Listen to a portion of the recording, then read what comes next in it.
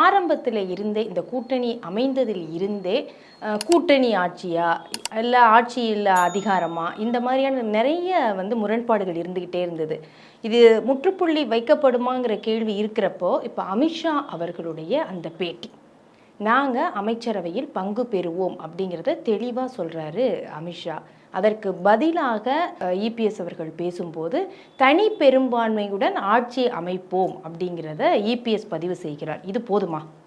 அமித்ஷா உள்ளிட்ட பிஜேபியினருடைய கருத்துக்கள், அவங்களுடைய அரசியல் பார்வை, அவங்களுடைய அரசியல் எதிர்காலம், அரசியல் அபிலாஷைகள், இதையெல்லாம் வச்சு பார்த்தா அவங்க தங்களுடைய பார்வையில் பாதையில் ரொம்ப தெளிவாக இருக்கிறாங்க, உறுதியாக இருக்கிறாங்க.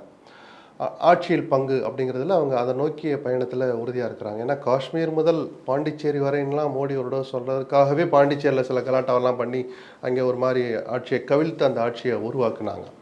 அப்போ தமிழ்நாடுன்னு எடுத்துக்கிட்டால் நமக்கு இன்னும் கொஞ்சம் ஒரு ஸ்ட்ராங்காக இருக்குமே அப்படின்னு நீண்ட காலமாக அந்த ஏக்கத்திலேயே இருக்கிற அந்த கனவை நனவாக்குறதுக்கு அவங்க அந்த பாதையில் ஸ்டெடியாக பயணிக்கிறாங்க, உறுதியாக பயணிக்கிறாங்க.